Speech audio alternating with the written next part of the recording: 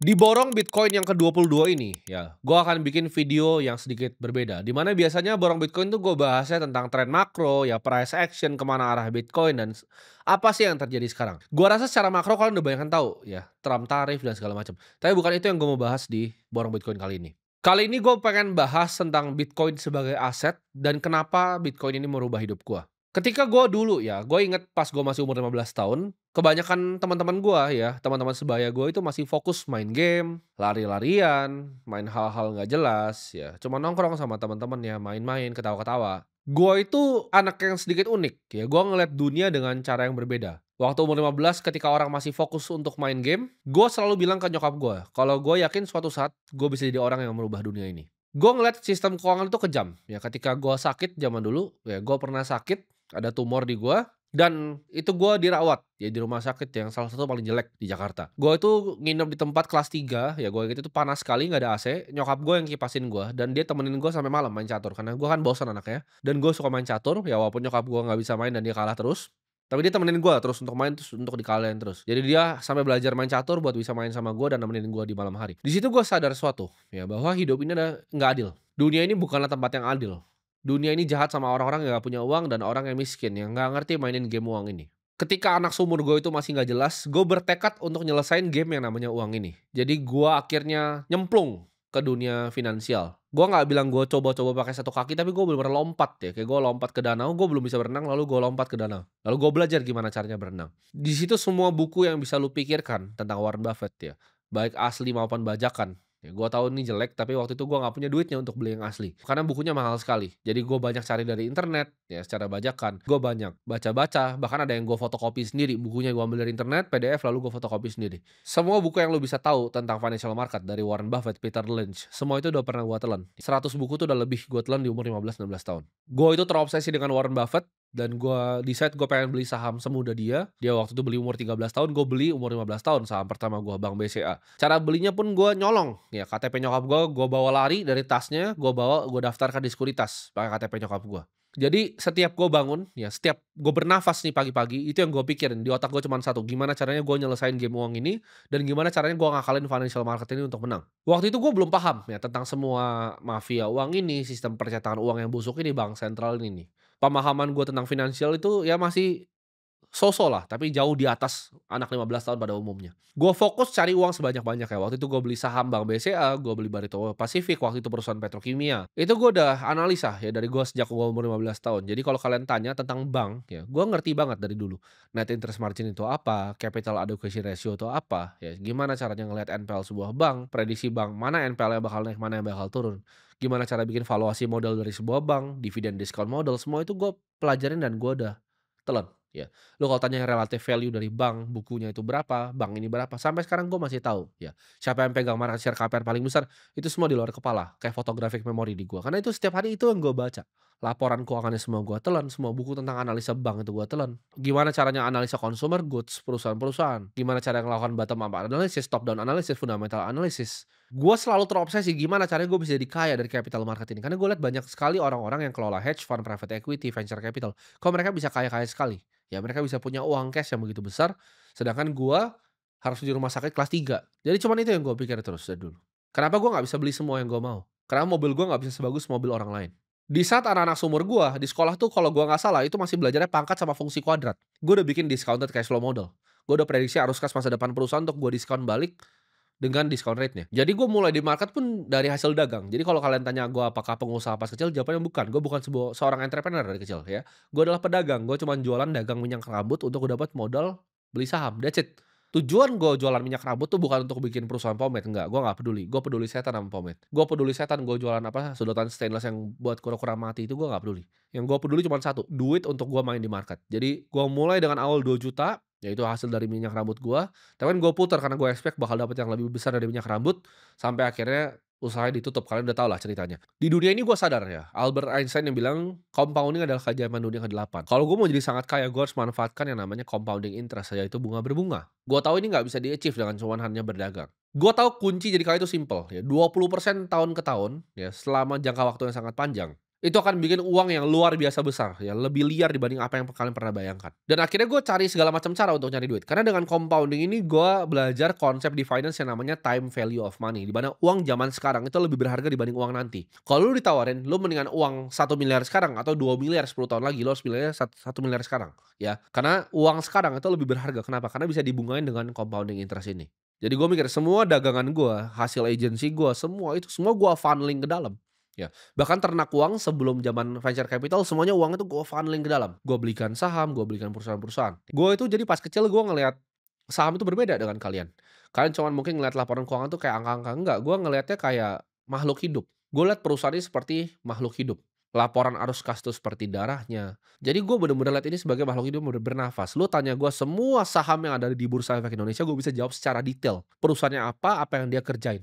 Tapi gue sadar lama-lama bahwa di hidup ini gue nggak cuma sekedar pengen mainin game dari capital market untuk cuman bikin duit dari sini. Gue pengen tulis ulang ya cara gamenya itu dimainin. Karena gue rasa gamenya itu nggak adil. Gue orang yang udah terjun ke dalam, gue udah nyemplung, gue udah tahu semua seluk-beluknya yang kalian belum tahu. Gue udah kenal semua bandarnya di sini, gue kenal semua market maker-nya siapa aja, gue kenal semua sekuritasnya.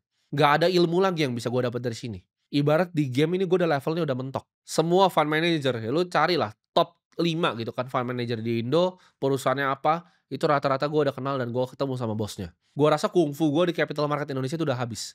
Sampai gue umur 22 tahun, waktu itu aset gue sekitar ya mungkin 40 sampai 50 miliar kalau gue nggak salah inget ya. Di umur gue 22 tahun itu aset gue. Gue bertemu dengan orang namanya CZ atau Changpeng Zhao. Kalau kalian tahu yang bikin Binance di Bali. Jadi beliau panggil gue ke Bali untuk makan siang. Setelah beliau itu B20 masih pakai batik datang, kita makan di Hotel Bulgari waktu itu. Makan dengan semua timnya beliau. Kita banyak ngobrol di situ, ya. Jadi beliau banyak ngajarin saya tentang Bitcoin, ya cara kerjanya sebenarnya seperti apa, gimana cara smart contract itu dibikin di atas Ethereum dan segala macam, sistem pre-mine Ethereum waktu itu seperti apa, Vitalik Buterin itu sebenarnya siapa, kenapa Vitalik Buterin itu yang bikin Bitcoin Magazine. Itu semua gue dapatkan informasi di sana, dan di situ gue melihat Bitcoin itu sebagai penemuan paling canggih setelah uang itu sendiri. Bitcoin itu mirip seperti penemuan api, seperti penemuan roda, seperti penemuan listrik. Ini sesuatu yang baru. Di situ gua nggak ngelihat Bitcoin itu hanya sebagai barang investasi, ya bukan seperti saham makhluk hidup yang gua lihat tadi. Tapi Bitcoin tuh gue lihat sebagai senjata, ya senjata untuk kebebasan finansial. Senjata untuk punya capital yang gue punya sendiri secara sovereign. Nggak ada yang bisa ambil dari gua, cuman gua sendiri yang bisa ambil dari gua. Bitcoin itu bagaikan jalan terang ya untuk gua untuk keluar dari sistem-sistem busuk yang ada sekarang ini. Setelah pertemuan itu, gue decide untuk all in di teknologi ini. Gue nggak cuman all in dengan uang gue, ya. Waktu itu harganya itu masih 290 juta. Gue nggak all in dengan puluhan miliar yang gue punya. Gue all in dengan energi gue. Gue all in dengan waktu gue dan semua yang gue punya. Gue pelajarin kripto ini full. Jadi nggak ada satu hari pun gue nggak belajarin kripto itu sejak November 2022. Ini gue nggak ngeliat cuman sebagai tren ya, tapi kripto ini adalah revolusi keuangan. Karena nggak bisa, ini adalah masa depan dari remittance. Bank kalau lu tahu, lu transfer ke luar negeri sulit sulit sekali. Gue suruh orang bank datang ke sini repot gitu. Ini nggak perlu bank, semuanya lewat coding, lewat matematika dan smart contract. Di situ gue decide di hidup gue bahwa ini adalah hal yang gue mau kejar seumur hidup gue dan gue mulai fokus untuk nyalain kamera ini. Jadi kalau kalian lihat YouTube gue baru mulai fokus. Dulu tuh gue nggak fokus. Dulu gue cuma iseng-iseng ya sebulan sekali kalau ada gue bikin. Tapi sejak itu gue mulai fokus untuk sharing ke kalian. Ya, sejak itu gue mulai untuk bikin series ini, Borong Bitcoin ini.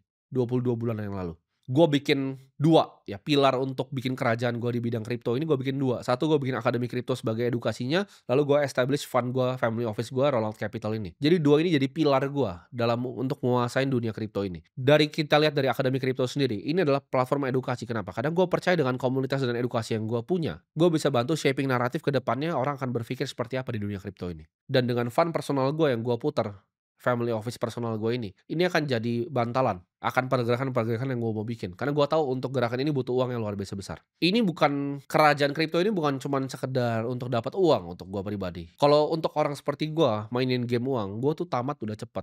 Gue umur 23 tahun, ya gue udah gak perlu kerja sehari di hidup gue. Dan di 24 tahun ini, gue udah sering bilang, duit gue buang ke laut nih, 13 juta itu habisnya zaman Napoleon lahir. Jadi game uang tuh terlalu gampang untuk orang seperti gue. Gue butuh game yang lain. Ini bukan cuman tentang game keuangan buat gue, ya, tapi untuk hancurin sistem keuangan yang busuk. Yang gue ngeliat bikin nyokap gue jadi susah, yang bikin keluarga gue jadi susah. Ini sistem keuangan yang bener-bener busuk, ya. Gue tahu uang itu adalah setan yang dibikin sama orang-orang di Jekyll Island. Dan ini real teman-teman, ya. Kalian tuh diperbudak sama yang namanya uang kertas ini. Dan gue liat Bitcoin ini cuman bukan buat gue bikin lebih banyak uang kertas, enggak. Banyak yang salah paham di situ. Gue nggak ngeliat ini cuman sebagai uang. Gua ngeliat ini sebagai jalan terang untuk hancurin setan-setan ini. Gue percaya di bumi ini nggak ada hal lain yang bagus gue beli selain Bitcoin.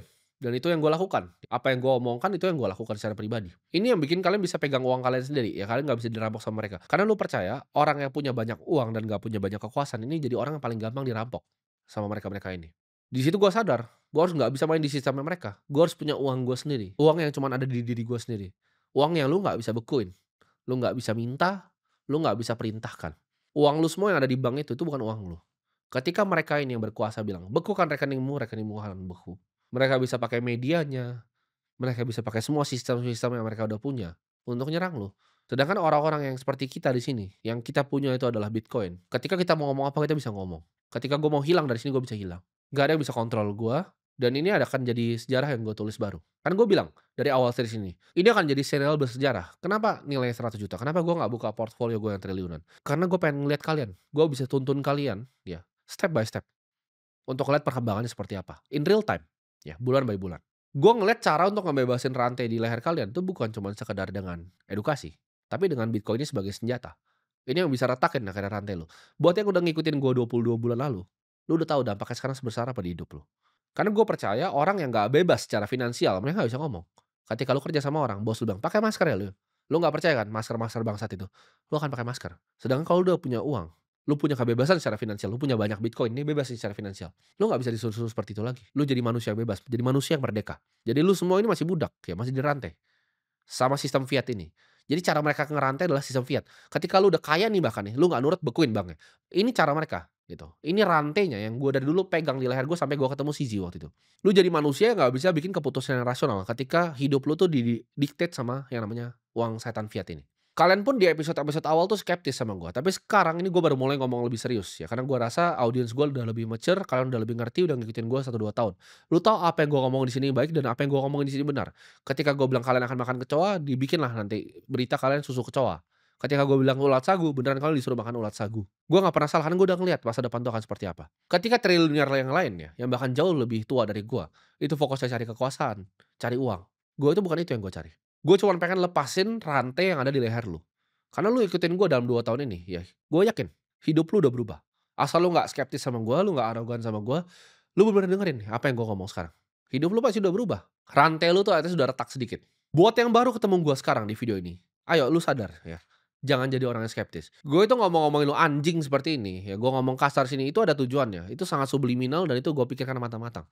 Itu untuk ambil atensi lu ke sini. Tapi kan di sini kali ini kita ngomong serius. Ya, apa yang gue mau lakukan, apa misi gue. Gue tahu sebagai manusia gue itu bisa mati. Tapi ide yang gue tanamkan, movement yang gue tanamkan, pergerakan yang gue tanamkan di hati kalian itu nggak akan pernah mati. Itu akan hidup lebih lama dibanding fisik gue hidup di sini. Kalian semua yang nonton ini, yang percaya sama gue, itu akan jadi arsitek ya dalam kerajaan keuangan yang baru. Ini gue nggak ngomong kripto itu cuma buat kalian cari keuntungan, enggak. Kripto itu adalah masa depan. Kenapa? Pertanyaan gue sederhana, bank tuh ribet gak sih? Transfer remittance ke luar negeri ribet gak sih? Kok mata uangnya naik terus? Simpel kan pertanyaan gue. Lu cuma punya cukup logika, cukup otak, dan untuk tahu ini masa depan. Ini kayak api yang ditemukan. Ini kayak internet ditemukan. Kalau lu nggak percaya internet ditemukan, lu jadi orang yang ketinggalan kan? Ini bakal jadi kerajaan keuangan yang nggak bisa disentuh sama para elit. Kerajaan keuangan yang abadi. Gue juga pernah ada di posisi kalian, jadi gue ngerti banget perasaan lo, terkontaminasi dengan sistem fiat busuk ini ya, terkontaminasi dengan sistem riba, karena semua kertas itu adalah hutang, itu kalau kalian bener-bener ngerti. Lo kalau belum paham apa yang gue ngomong, lo pelajarin lagi tentang uang yang lo pakai setiap hari. Semua kertas yang lo pegang itu adalah riba, nggak usah lo sok-sok ngomong kayak, "Oh gue nggak mau ngutang," itu kertas itu utang. Itu adalah format dari hutang itu sendiri. Nggak ngerti kan gue ngomong apa, pelajarin dulu. Gue nggak bisa bayar rumah sakit, ya gue cuman tiap kali ke restoran cuma bisa pesan es teh, tapi gue liat ada orang kaya di sana. Gue tahu sistem ini busuk, dan ketika gue tahu sistem ini busuk, gue berjanji ke diri gue, ketika gue menang mainin game ini, gue akan bukain semua rantai kalian. Ini adalah pergerakan untuk ambil kontrol balik dari apa yang mereka ambil ke kita. Dalam 5 tahun, orang yang dengerin gue akan selamat. Dan kita lihat nanti ke depannya yang arogan sama gue, yang nggak mau percaya gue ngomongnya apa, akan jadi manusia macam apa, akan jadi sampah di pinggir jalan. Kalau lu nonton gue ini, dan lu udah percaya sama gue ini, yang lu lihat di sini adalah kebenaran. Lu sebagian kecil orang yang matanya sudah terbuka. Di episode 22 ini ya, lu harusnya udah sadar ya seberapa sampah sistem fiat yang lu pakai. Setiap satu orang ya yang beli Bitcoin itu adalah langkah menuju kemerdekaan digital. Waktu lu untuk kabur dari sistem busuk ini cuma 5 tahun ya. Kenapa? Karena Bitcoin by then akan terlalu mahal untuk lu beli. Lu gak akan mampu untuk beli Bitcoin lagi. Dan lu akan terperangkap ya di game setan uang ini selamanya. Pergerakan yang gue bikin ini bukan cuma sekedar channel YouTube. YouTube itu cuma bagian fasilitas yang gue pakai aja untuk sebarin apa yang gue percayai. Ini akan jadi sebuah landasan penting di masa depan. Menurut kalian semua konten borong Bitcoin kan lucu-lucuan kan? Enggak. Ini landasan bukti untuk 5 tahun ke depan, 10 tahun ke depan, ya. Untuk mereka yang nggak percaya sama gua, dan untuk mereka yang percaya sama gua.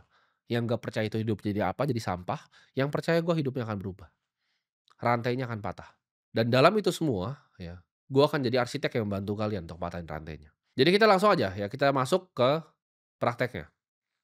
Oke, ini kita lihat ya, posisi borong Bitcoin kita, Bitcoin hari ini turun, ya. Masih turun, tapi gua nggak masalah, karena gua bilang tadi, ini bukan tentang uangnya. Kalian akan mengerti nanti ketika episode-nya udah berjalan, ya. Ini adalah time yang terbaik untuk gue justru beli, ya langsung aja gue beli di sini, gue praktekin kalian beli 100 juta lagi, gue market buy ya, di sini gue akan market order. Nah, oke. Posisi Bitcoin kita ada 2,9 Bitcoin di 3,852 miliar rupiah. Ingat ini baik-baik ya, ingat episode ini baik-baik. 2,9 Bitcoin di 3,8 miliar rupiah. One day ini akan jadi 20 miliar, one day ini akan jadi 30 miliar. Dengan posisi Bitcoin yang sama, ya. Nanti tolong yang dari masa depan potongin video gue ini ya, yang udah di masa depan. Jadi kita lihat sekarang bahkan dengan koreksinya masih plus ya, 75,54%. Jadi plus 1,6 miliar 59 juta. Dengan uang yang sama, 2,2 miliar yang sama, lu kalau bungain ya, kalau di pasar saham mah rugi, gua nggak jangan bandingin sama pasar saham, lu rugi 10%. Lu taruh di deposito ya, lu cuma dapat berapa? 5%. 2,2 tambah berapa? 30 juta, 40 juta ya. Dengan rate sekarang 3,5%, 40 juta, 50 juta dapat duitnya. Lu dapat duit 1,659 miliar.